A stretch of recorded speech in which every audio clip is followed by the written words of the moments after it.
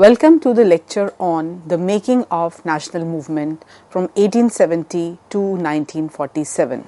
The lecture is part of the ongoing series on the making of contemporary India.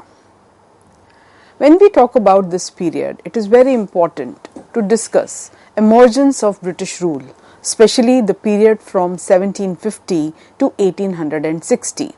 Within around 110 years, the British had taken control of almost every aspect of life in India. Many Indians began to feel that the British control had to end to make India the country for themselves. The main basis for this kind of ideology were developing in Calcutta, Madras and Bombay. And the Britishers had in fact completed military conquests by 1850s. And many Indian princes remained nominal rulers under the colonial rule. As you can see in this map of British India of 1860, where you can see that how the British rule, direct British rule had been established in most part of the country and the rest was under the princely states. Now, what were the effects of British rule before the national movement started? One direct effect was the political control because of the British conquest of territories and taking over of kingdoms. Then one can talk about the changes that came about in administrative institutions, introduction of new laws, and the changes that were happening in the lives of masses, especially peasants and tribals, a lot of which has already been discussed in preceding lectures. Then one can also outline the social changes, the educational changes that took place during the 19th century when modern education and English as the medium of instruction in higher education was introduced.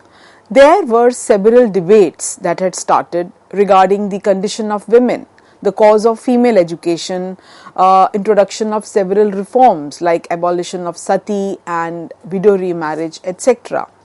Also, there had been several challenges to the caste system, an initiative that had also been taken by the social reformers. And then the revolt of 1857 and its aftermath. And all this was happening within the background of a declining economic condition of the masses due to the decline of crafts, deindustrialization, and a number of other economic policies that Britishers had introduced in India over a period of time. So as a result of this combined hardship and as a result of new ideological changes that were taking place because of a new educational system that had been introduced, one comes across formation of early political associations. So we see that after 1850, several political associations were formed, and especially during 1870s and 1880s, their number increased.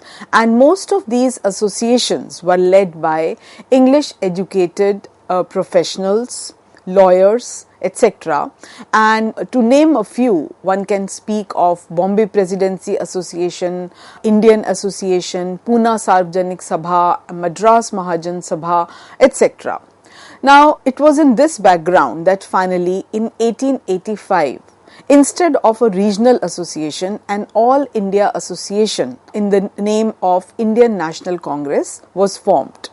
And if we look at the naming conventions of earlier associations, then they were of course focused regionally, but then they were also taking up issues that affected most of people of India, though they functioned in specific parts of the country. There were a number of reasons because of which a need was being felt for an all India level political organization like Indian National Congress. And the reasons lie in the dissatisfaction with the British rule, especially in the decades of 1870s and 1880s. So it is in this background that one can talk of the Arms Act that had been passed in 1878. It allowed Indians from possessing arms. Then there was the Vernacular Press Act that was passed in 1878, which empowered the government to confiscate the assets of newspapers, including their printing presses, if the newspaper published anything objectionable. There were a number of other reasons also for the rising disaffection, and one major reason that appeared was the Ilbert Bill controversy. The government tried to introduce Ilbert Bill in 1883. The bill made provisions for trial of British or European persons by Indians. This was an initiative that had been taken under Lord Ripon. So, Ilbert Bill sought equality between British and Indian judges, but the whites opposed the bill tooth and nail and forced the government finally to withdraw it.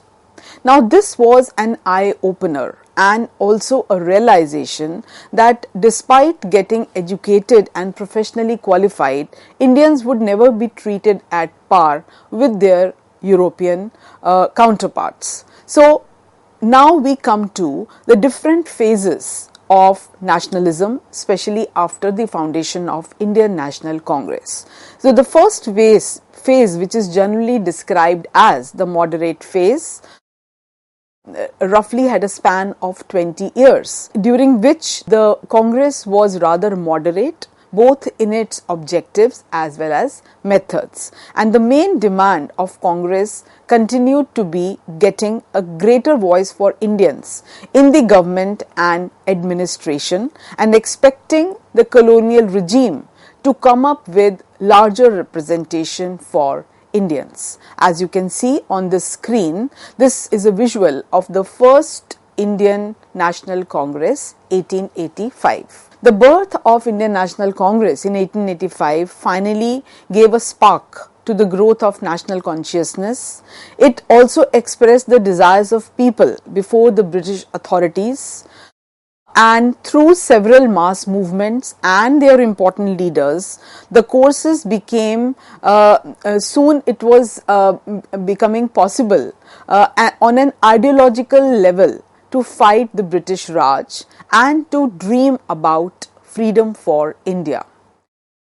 Indian National Congress, however, largely comprised of middle-class professionals and lawyers educated abroad, especially in England, and most of them wanted greater self-government for educated Indians in India. The goals were, of course, democracy, local self-rule, and also they were against any kind of aggressive mass mobilization, and they wanted to keep the power centered on middle class leaders. Due to the slow pace of British reform in India, many of the nationalists became convinced that depending on British goodwill was a lost cause. It was a hopeless way of acting politically. So therefore, even though the Congress had been formed with a vision, very few of its objectives could be met within the first 20 years. It did not immediately call for independence, but for a share in the governing process. And the ultimate goal was to be Swaraj or independence. There were problems due to religious differences also between different communities, and these differences raised their heads, however, much later. But still one can say that INC sought independence for all Indians, regardless of caste, religion, creed, or any other social division. As you can see in this visual, that people belonging to diverse sections of society, but most of them educated and professionals, were part of this group. INC was established in 1885 at Bombay. In the first meeting at Bombay, there were as many as 72 delegates from all over the country.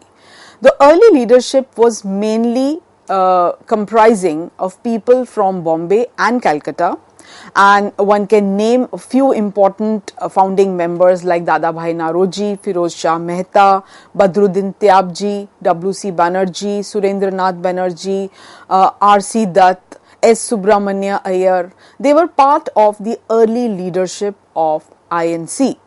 And if we look at the early demands of Congress, they wanted better representation of Indians, especially in the legislative councils, and also an introduction of legislative councils in those provinces where there was no such body. Congress also demanded civil service examinations to be held in India simultaneously. It also demanded a separation of judiciary and executive, as well as the repeal of Arms Act, and they also demanded freedom of speech and expression. However, political demands were not the only demands that were made by Congress. A number of economic demands also were raised by them. For example, a reduction in revenue, a decline in military expenditure, allocation of more funds for agriculture, especially irrigation, and Congress also passed various resolutions on the salt tax, the treatment of Indian labourers abroad, and the suffering of forest dwellers. These demands therefore show that in spite of being a body of educated elite, Congress also was picking up issues related to the masses. The moderate leaders wanted to create some kind of public awareness about the unjust nature of British rule. And for this, they published several newspapers, wrote articles, and also tried to highlight the detrimental effects of the British rule. And a very important contribution of Congress in this moderate phase was economic nationalism, awareness of the detrimental impact, economic impact of British rule. Now, in this visual, you can see three important leaders, popularly known as Bal, Pal and Lal. From 1890 onwards, we see that a question that was being raised was about the style of functioning of Congress, and several new leaders like Bipin Chandra Pal, Bal Gangadhar Tilak and Lala Lajpat Rai, they began exploring more radical ways and means to achieve the goals that had been set by the Congress. And one major focus of these leaders was not only to take recourse to protest or petition, but also to rely on one's own strength. That is the idea of Atma Shakti. And here Tilak can be quoted, who stated in Kesari, a Maratha newspaper, he emerged as one of the strongest critics of the colonial rule, and his famous statement that freedom is my birthright and I shall have it. So there was some kind of an open challenge that these leaders were now giving.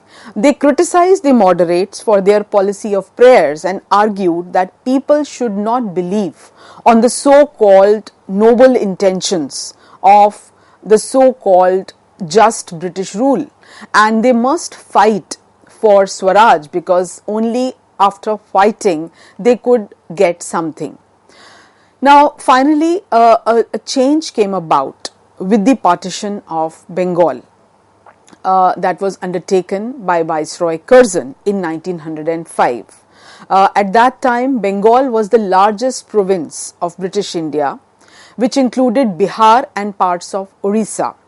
So the Britishers cited administrative convenience as an important reason for Bengal's partition, and most of the analysts believe that the partition was done to reduce the influence of Bengali nationalism and patriotism, and to split the feeling of oneness that was becoming very strong in this region, and it could have been a challenge to the colonial regime. And what we see after that, as a result of the partition of Bengal, people all over India reacted with anger, and all the sections of Congress opposed it.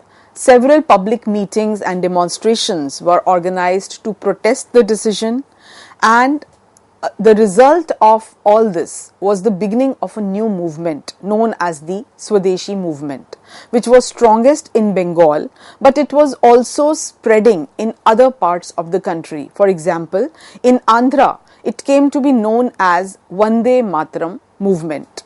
So the starting point definitely was this move that had been taken by the Britishers of dividing Bengal. As you can see in this visual, there had been a division between Eastern Bengal and Western Bengal, and administrative convenience had been cited as the reason. The sole crux of Swadeshi movement was to oppose the British rule, encourage the ideas of Atma Shakti, self-help, Swadeshi enterprise, encouraging national education, use of vernacular languages, and also advocation of mass mobilization and boycott of British institutions as well as foreign goods, especially cloth.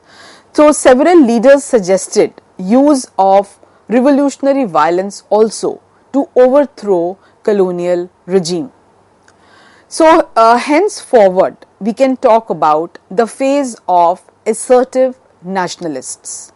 And during this phase, the government attacked the leaders vigorously.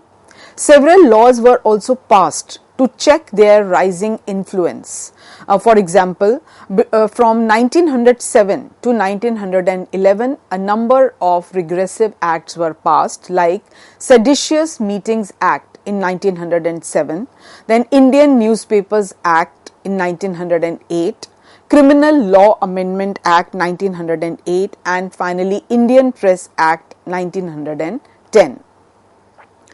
Tilak was sentenced and served in prison in Mandalay for writing in support of revolutionaries who were involved in the killing of 2 British women, though the original target was a British magistrate.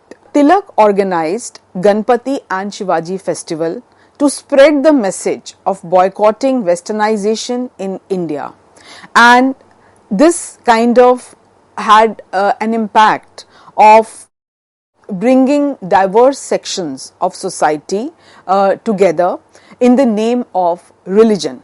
And the famous slogan, Swaraj is my birthright and I shall have it, also clarified that now the agenda was clear. It was no longer going to be a passive resistance. So British goods and national education was boycotted, which brought a major change also in the economy, especially in the countryside, as it gave way to employment and various other opportunities emerged for Indians. There was a major reform in education across the country as the leaders worked on establishing national universities which would be free from government control. And Tilak finally established the Home Rule League at Pune in 1916. This was done to attain self-government within the British Empire through constitutional means, and finally there was a demand for Swaraj. Bal Gangadhar Tilak was of the opinion that political rights could be achieved aggressively and not by requesting. So he organized a number of akhadas and lathi clubs where physical training and self-defense was imparted. However, when all this was happening, there was a community which was getting sidelined, which had no relevance for participating in mobilizing activities like religious festivals like Shivaji festival or Ganpati festival, and we also see that some kind of communal polarization began happening, though unconsciously.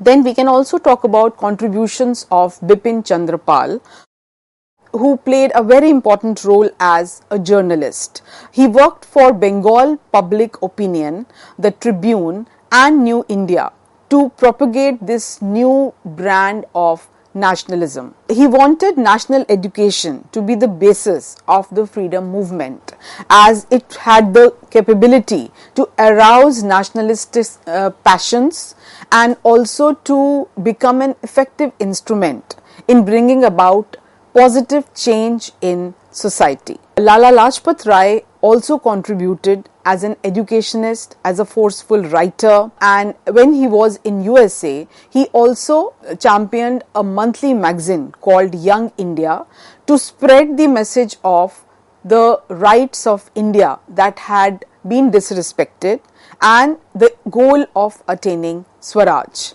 His other publications that can be cited are Call to India, then The Political Future of India, and England's Debt to India. He also wrote a book on national education that called for reform in the prevalent education system. He was also associated with the Arya Samaj movement and was very active in the expansion of DAV educational institutions. For example, DAV College in Lahore was started in 1886. He also set up a Servants of the People's Society for the welfare of the downtrodden and the outcasts. So we see that the phase of assertive leaders believed in adopting a policy of resistance and also vigorous political action. They believed that political rights could not be won by an organization which could not distinguish between begging for rights and claiming them. So they used self-reliance and were also ready for self-sacrifice, suffering, hardships, and also wanted to involve masses, though in a limited way. Now it is time we also discuss the other divergent trend that was appearing in the political scene. And here one can talk about the emergence of Muslim League in 1905 with the partition of Bengal. So by 1906, we see there is a creation of Muslim League, and the League actively participated in the acts of violence against British in India. This is a visual of the beginning of the Muslim League. Muslim League emerged as one of the strongest supporters for the rights of Muslims, and many Muslims were also, however, members of Indian National Congress. Initially, the League focused on protesting the rights and promoting an understanding between different religious groups. There was no notion of creating a separate state for Muslims until the 1920s, when the religious differences developed. The goals of Muslim League appeared to be protecting the interests, liberties and rights of the minorities, promoting an understanding between the Muslim community as well as with other Indians, and also to discourage violence, educating the Muslim and Indian community at large regarding the actions and unjust treatment by the Britishers was also one of the important goals. Both the Muslim League and Congress were actively participating in this kind of political mobilization. Thank you.